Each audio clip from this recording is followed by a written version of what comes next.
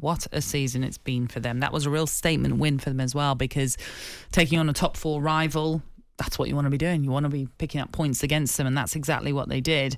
And it's a kind of result and performance, I think, that really highlights the massive and rapid improvement at Newcastle under Eddie Howe in a year, let's say, to be where they were this time last year, bottom of the table essentially, and now challenging for top 4. It's some ascendancy that they find themselves in. Yeah, 9 points in front of Chelsea. Yeah. That says a lot. Big turnaround. You know, okay, we've gone through 14 games. And I think Newcastle, likewise, 15. They've had one more. But 9 points in front of Chelsea, and defensively far superior.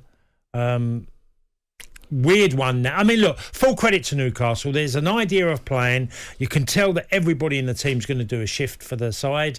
They work their socks off in many different ways. There's a lot of technical bit. Ramirez is a fabulous footballer. Yeah, he really is.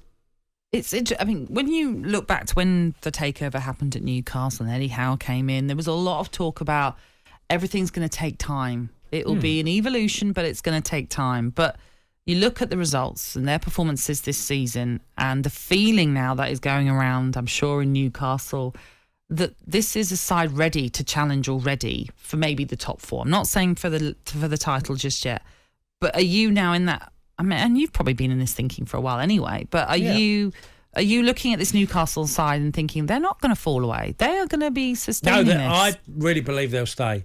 I thought Trippier was fantastic yesterday at right back for Newcastle. His energy was brilliant. There's a lot to like about Newcastle, and we haven't even considered what they might do in the transfer window in January. Is bolster their squad. They've got a lot of good players. People are stepping up. The game, every position in the pitch has improved at Newcastle. Put Joe Linton yesterday, put in another great shift, and many, many others. Look, they're full credit. There is a real direction you can see, and the fans will buy into that, because it's been like the growth of Arsenal. Very similar, as you can see, Arsenal developed last year and to what we're seeing this year. That Newcastle. But this is rapid. When you look about where they were last season to where they are now. Yeah, 2022, really. Yeah. It's been a massive... And, you know, we're into November, but the change has been way quicker. But I would say it's a very similar thing. The rise has been amazing. I mean, Chelsea are there for the taking.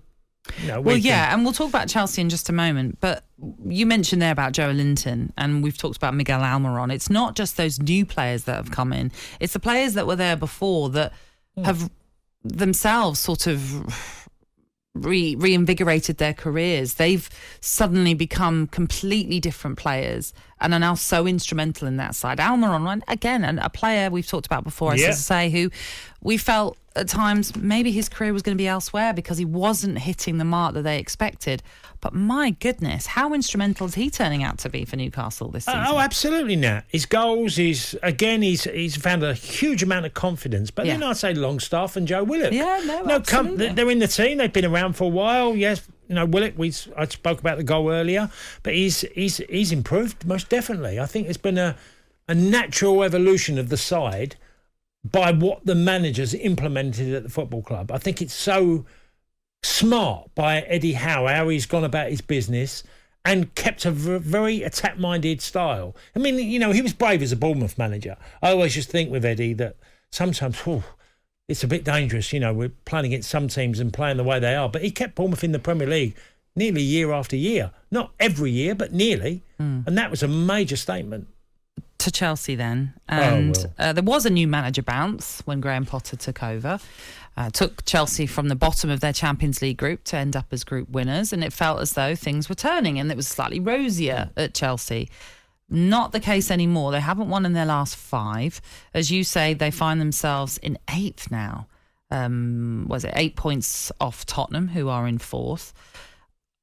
What has become of Chelsea? Why are Chelsea struggling so much? Where's it gone wrong? Well, so many players are playing poorly, but one thing that Graham Potter hasn't got right is the centre-forward position, because no one looks like scoring on a regular basis.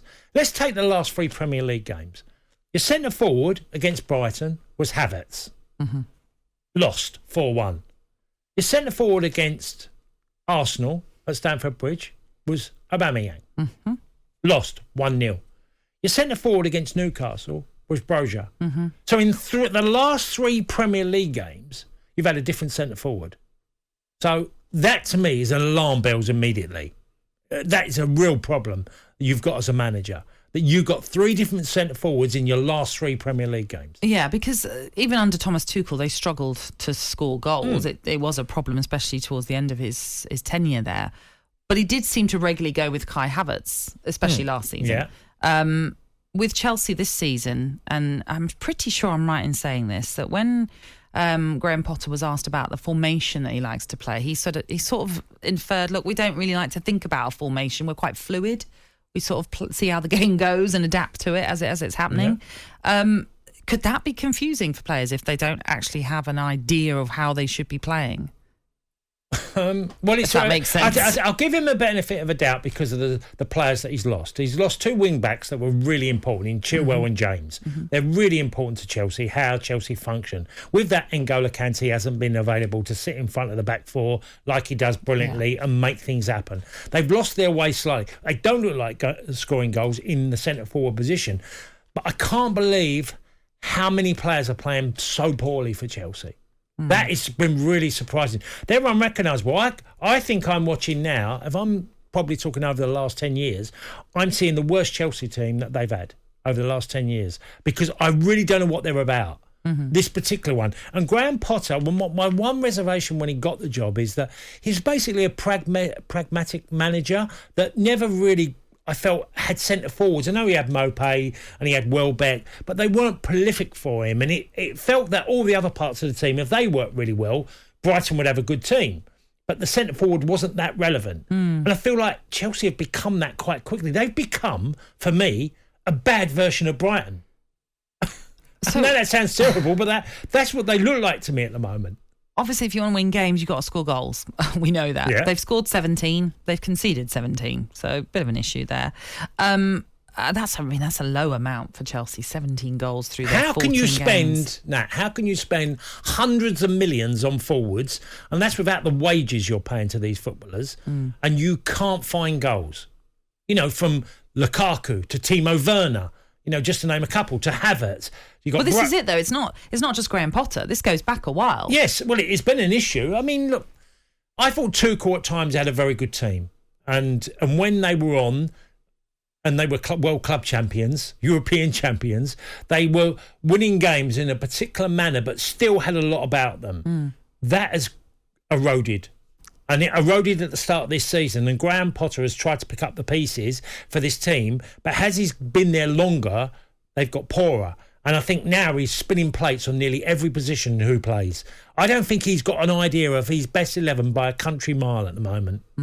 Because it's hard. No one's playing well enough to be guaranteed a space in the team. Probably Thiago Silva, who's 37, would be the one I'd say is a standout starter for Chelsea. Like we mentioned before with Liverpool and Southampton, for example, some of the players might be relishing the chance of a break who aren't going to Qatar. And again, likewise with Graham Potter, he might be looking forward to this break so that he can really sit down and work out what needs to be done. A quick question for you. Why has Aubameyang not come on yesterday when he was a sub and Chelsea losing the game? It's a good question. Why are you even putting him on the subs bench? It's a good question. I don't, because I'm thinking that I'm seeing him sit like he's got the raving ump in the stands, Aubameyang, rightly so, because he's been left out or whatever. But Graham Potter hasn't even looked to him to go, get him on. So why have you put him as a sub if you're losing the game? And it's only by a goal. And you're 1-0 down. Yeah. Look, his performance with Arsenal didn't justify him being in the team.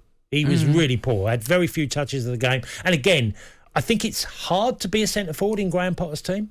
Yeah. Well, as I say, maybe this winter break is what's needed. I say winter, you know what I mean. It's World Cup break. Is what's needed for Graham Potter to really sit down and work out what he can do to get the best out of his forwards, to get more goals, to get Aubameyang back into the goal-scoring form that he has had in previous seasons when he was at Arsenal, for example. The Sunday Sports Breakfast with Natalie, Sawyer and Tony Cascarino. Sunday mornings from 6 on AM, on DAB, via the talkSPORT app and on your smart speaker. talkSPORT.